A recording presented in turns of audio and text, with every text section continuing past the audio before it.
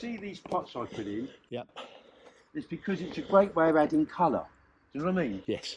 And what it is, this here is going to have peas growing up it, like a tripod. Be Right. nice, wouldn't it? Yeah. Just grow little peas up it. And these are all going to have vegetables in. Like this is squashes, whatever it is, you know. That's something to do with that wasabi, that Japanese. And then it'll have cabbages, because I want stuff down here where the cabbages get caterpillars. So the kids come down and see the caterpillars on the cabbages. So these pots are great for that, because I can look after them and water them. And then this area will be wild. This is our mirrored garden.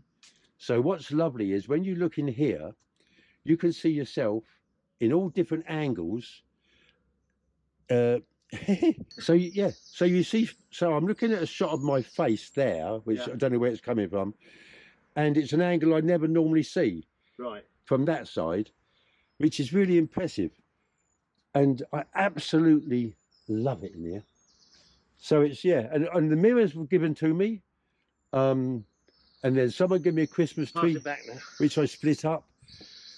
Thank you. And it's because if you can see that tree in the mirror. You're filming yourself at the moment. Oh, that way? Yeah. Okay, so if you can see that tree there in the mirror, and it looks like it goes up to the top there, that tree in the mirror is this tree here. And the bit above it is the tree behind, but it looks like one tree. Can you see? Yeah. But it's not. Pass it over. I can get another picture of that. Can you see what I'm saying? Yeah.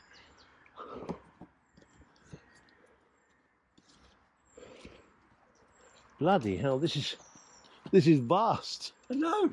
Look at it. Just built all this. That's going to be rhododendrons. This is all planted. This will all be sorted out. Look. And it's lovely. Yeah. And that's all. This is a fantastic. You could have this could be another stage. It's unbelievable garden. Yeah. And then you've got that lovely backdrop.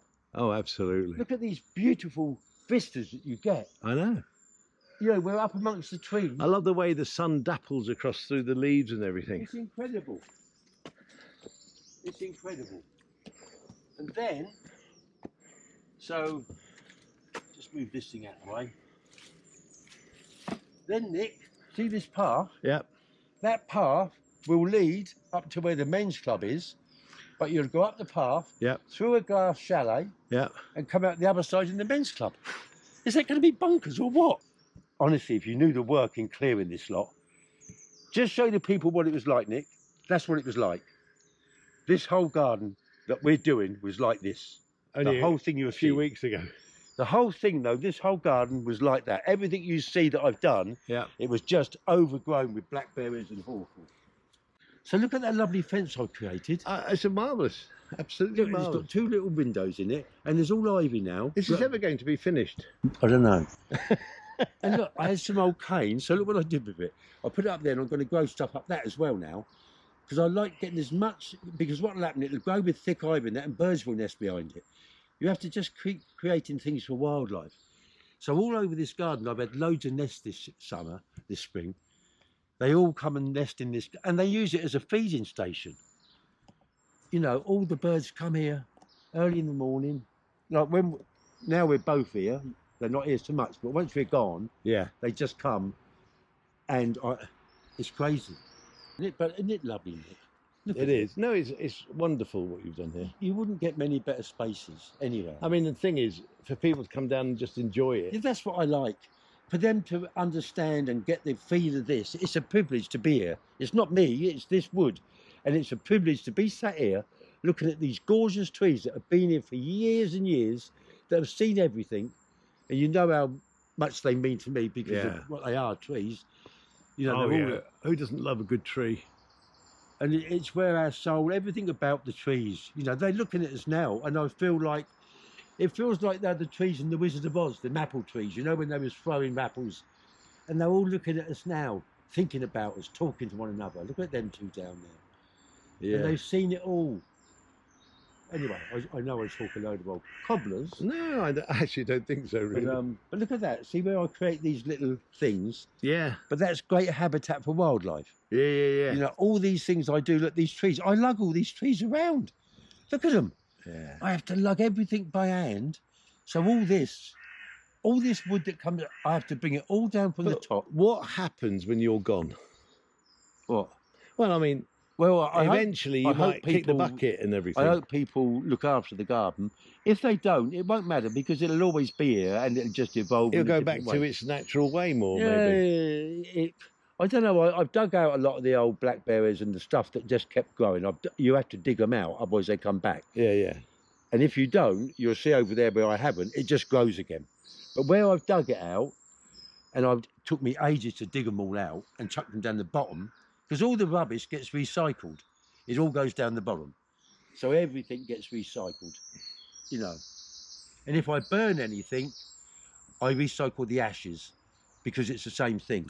I suppose what you're saying really is that the garden's going to be recycled even if you're not here. Whatever happens. But I think I think it might even get taken over by someone they might make another entrance and have it as some sort of, you know, because it's special, really. This is a special garden. I know, but it's somebody who shares a dream who wants to spend the energy doing it, really. But I think there's volunteers that would love to come in this garden and just maintain it. There would be volunteers that would come here every day just to sit in this space and look after it. And then you could have a public path up to it, do you understand? Yeah. And make it a community garden. And anybody who's feeling a bit low can just say, let's go and sit in that garden and just enjoy it. Brings a smile to your face, doesn't it?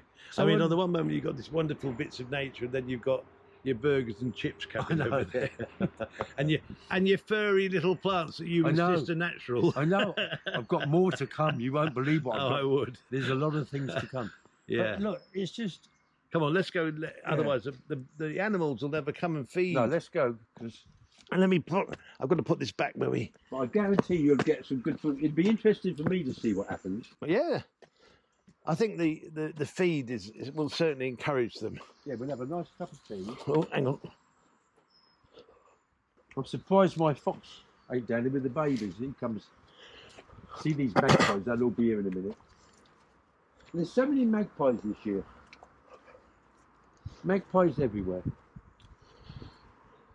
And look at this, see this rose wasn't there, but now I've cleared the woods, this rose is growing, a wild rose.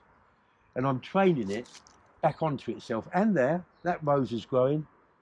So all these things that were dead have now come back, which is absolutely wonderful. But I've got so many of these areas, Nick. Look at these lovely ones, aren't they gorgeous? Yeah.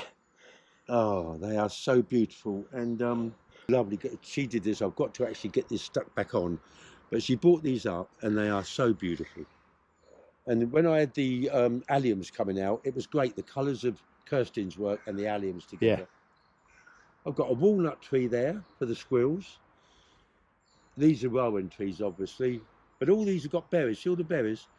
So, and the apples when they fall. I just thought, is that an apple tree down there? Yeah, there's an apple tree, because when they drop off, things eat the apples, the rotten apples, black thrushes especially. But all these trees are don't there. They ferment sometimes, so don't they get a little bit pissed? Yeah, I know. People say about that, collect them, and then someone actually ferments them for you. But what I like is the idea that in the winter it's like a larder in here. Yeah. All these birds, there's nothing else out there, it's all dead for them in the winter. But now they've got this space, which is like, look at the food here. And it's all natural food. All these berries are natural. It'll be full of pigeons and blackbirds eating the berries. So this will go down as, and it's important that we do help the wildlife.